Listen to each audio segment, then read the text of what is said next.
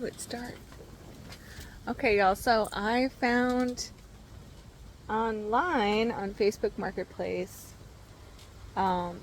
this stand. It's super cute. Jerry's. So we got all these different kinds of garlic. And it's just a stand out here.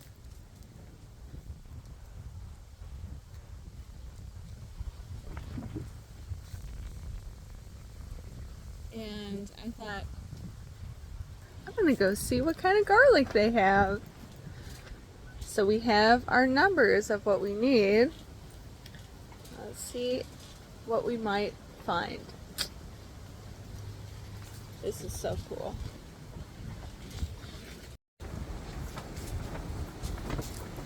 They have all the tags, all the labels, so many different varieties.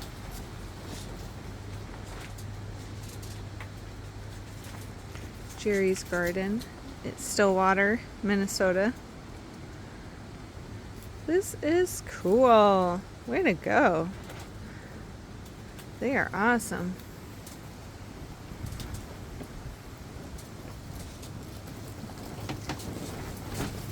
Let's pick us out some seed garlic. Now this has been cured and ready to plant. This is awesome. Got some more over here. Set up in this nice roadside stand. Oh, this is their property, but farm stand here. Very cool. Okay, so we're looking at our numbers here. It says 26 bulbs needed. So about, if they have 6 cloves per bulb. So we have an estimate maybe 2.5 pounds, but these are already bagged. So this says average clove per bulb 5 for the Armenian, which I do want to try. Let's see. Spicy flavor with mild zing. Pestos. Ooh, pesto.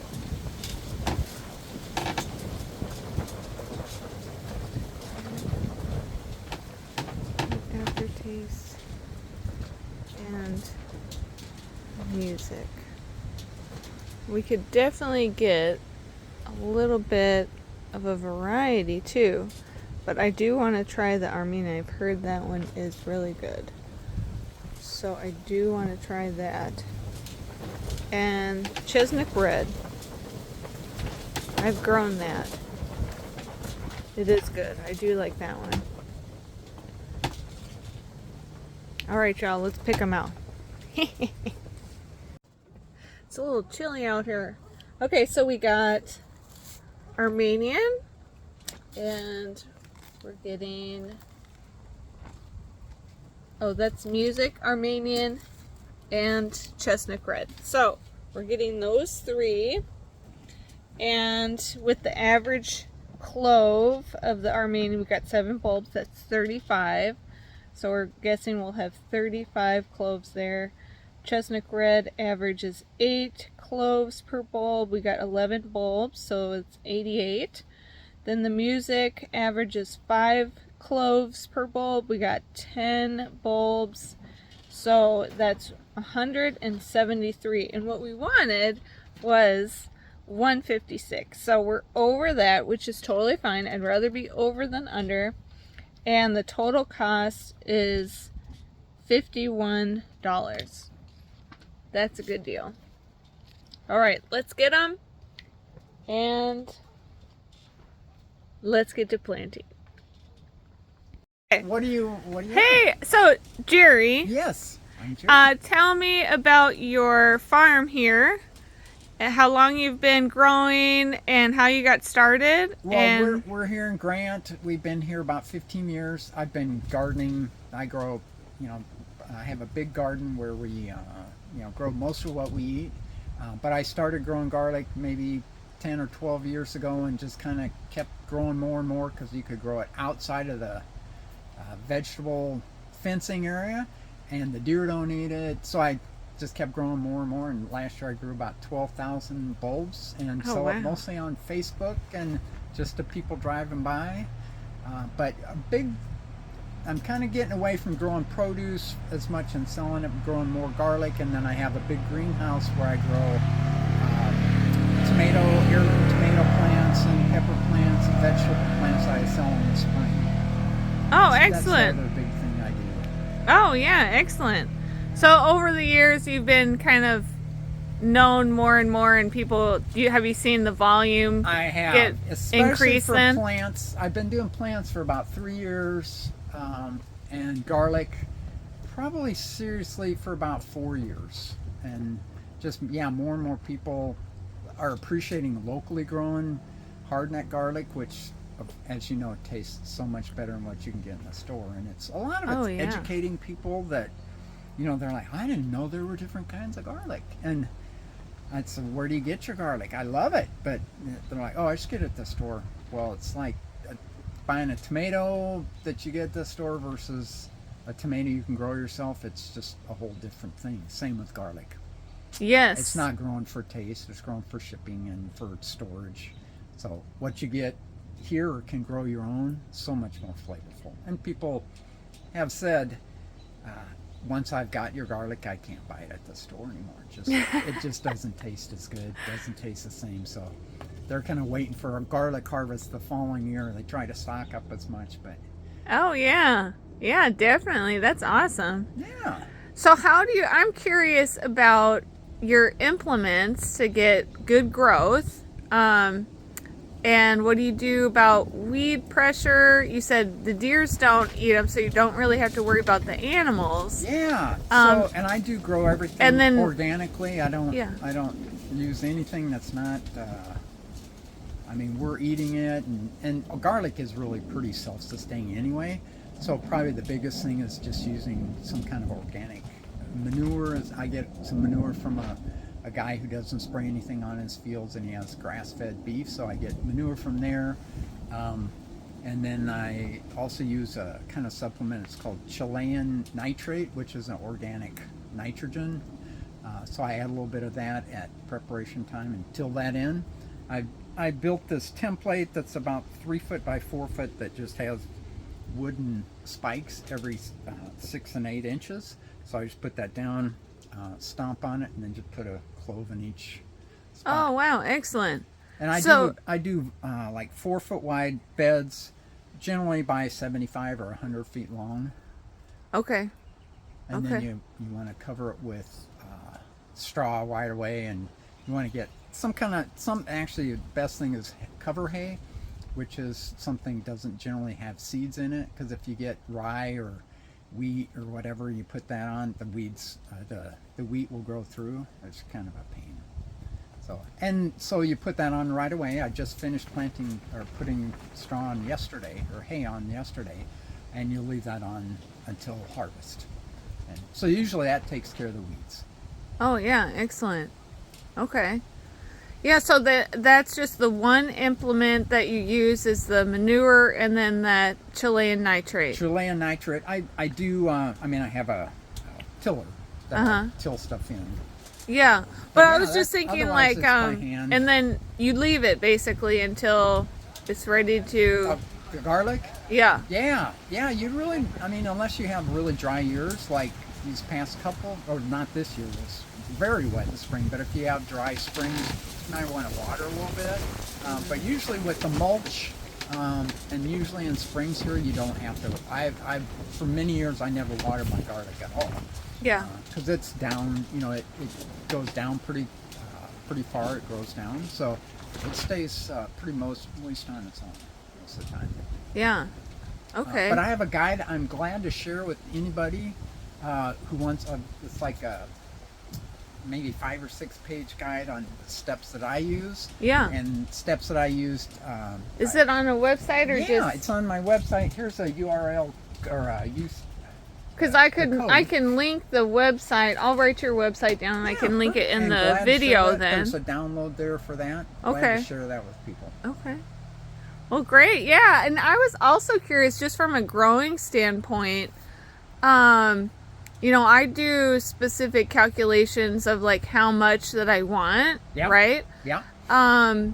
And hopefully then I get that yield, right? Sure. So then I go, oh, okay, I got this and this and this, and I do 30% for, you know, that something is going to happen. I'm not going to get my full yield out of this, right? Sure. That is So also what is in the the- guide, the calculation for Oh, square okay. footage. I was just going to say, how do you have a calculation yourself I do, then? yeah. And, And my template helps, so I know my template. If I get so many or cloves per square foot, and if I know it's 4 foot by 75 foot, I just use that calculation. For my template, it's like 4.5 cloves per square foot, and then you just multiply it out. The other thing you want, if you're getting seed, you want to think about how many cloves there are. So like with the music, there's only 4 or 5 cloves per bulb versus like chestnut is going to have more like 8 or 10. Bigger cloves equal bigger bulbs when you harvest. So, you know, just keep in mind when you're buying seed, how many cloves there are in that bulb and how many in a pound. yeah. Yep, definitely. And would you say that the calculation has helped with your increase in, you know, you'd have to increase the production based upon your customers coming in, right? And people Right. getting to know you over the years. Sure. How do you calculate that, I guess? Yeah, that's a good question.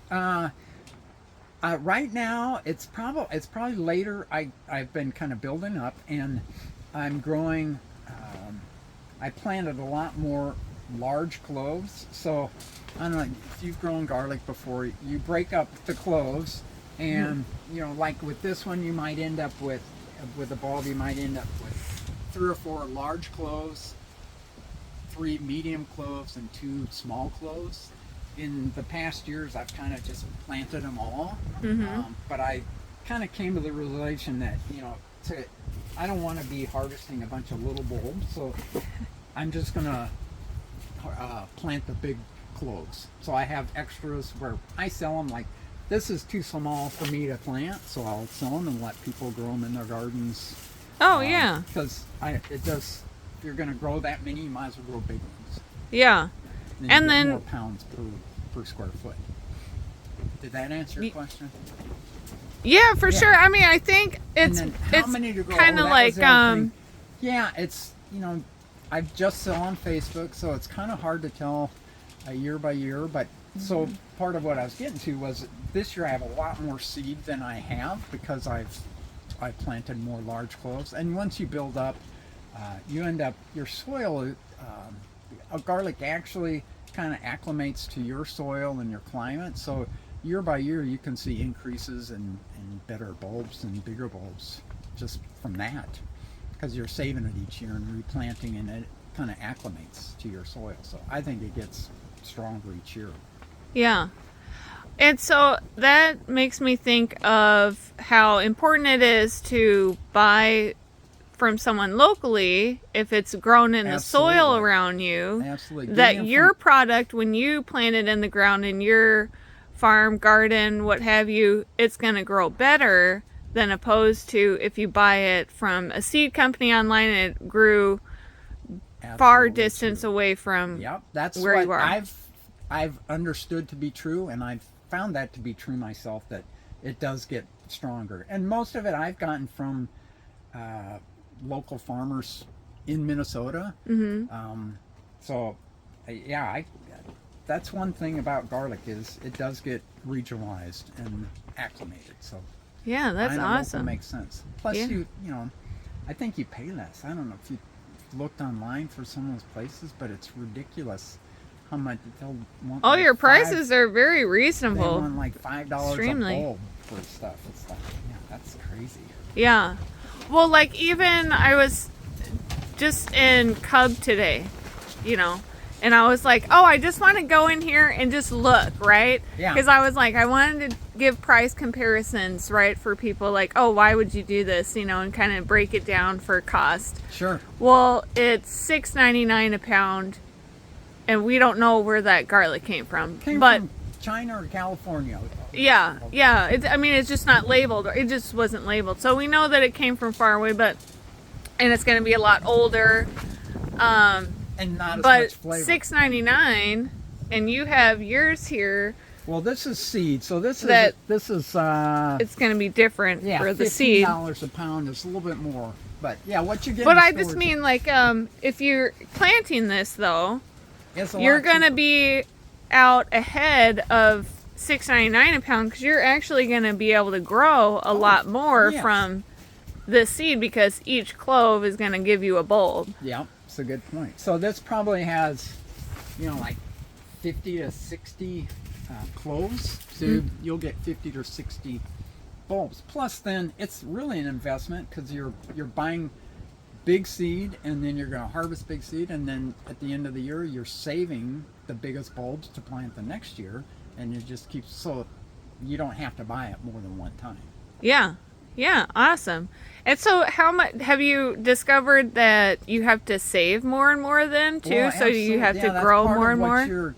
What you're at the end of the harvest, you got to save your seed. And I pull my seed apart and put it in a separate pot right from the start because oh, that's good. It's not out here. No, you get the biggest bulbs and save them for yourself because that's what you're going to replant. So I think I bought like at Chesnick, I've been doing that for a lot of years, but music and Armenian, I think I bought about 10 pounds of each of those 4 years ago, and you know, I think music I harvested about 2,000 bulbs, so I was just saving the plantable bulbs each year, so they can multiply pretty quick. Wow. If you want to get some volume. Yeah. And so you do this all by yourself? All by myself, yeah. That's amazing. Yeah, and it gets a little old at times, but it's fun. Yeah. And so is this a hobby that turned into more I'm retired. I've been gardening all my life, and when I retire, it's like, what am I going to do? And it's like, I'll just see if I can make, you know, I thought about getting a part-time job someplace, but you know, I'd rather work outside and do this kind of stuff. And it's, I kind of am focused more on garlic and, you know, growing seedlings for gardens in the spring. Those are my two things I've kind of focused on. So yeah, excellent. Oh my gosh, Jerry, well thank you. Well, thank you for coming by. So people can find you on Facebook Marketplace. Yeah. Probably it's going to be ending soon, but at my website, which is on and I can Jerry's-garden.com. link the website. Yeah. And then in the spring when you do the seedlings, is that sold here as well then? On my greenhouse, yeah. Same deal. Okay. Great. Just wanted to make sure we had that clear in case people were like, oh, caught the video, you know, in the time for seedlings instead of... I do have an email list. You can sign up from my website where I'll notify you when stuff's available in the spring and when garlic's available. But usually garlic's available about the 1st of July or 1st of August is when you harvest it mid to late July, and then with some processing, usually it's ready to go by August 1st. Do you sell the garlic scapes? I just thought of that. Yeah. That's one thing. Probably 3 years ago, I could even give them away. People was like, I don't know what to do with them. This last year, I think I sold 200 pounds. Oh, wow. Which was the vast majority of what I harvested. Yeah, they're catching on. That's awesome.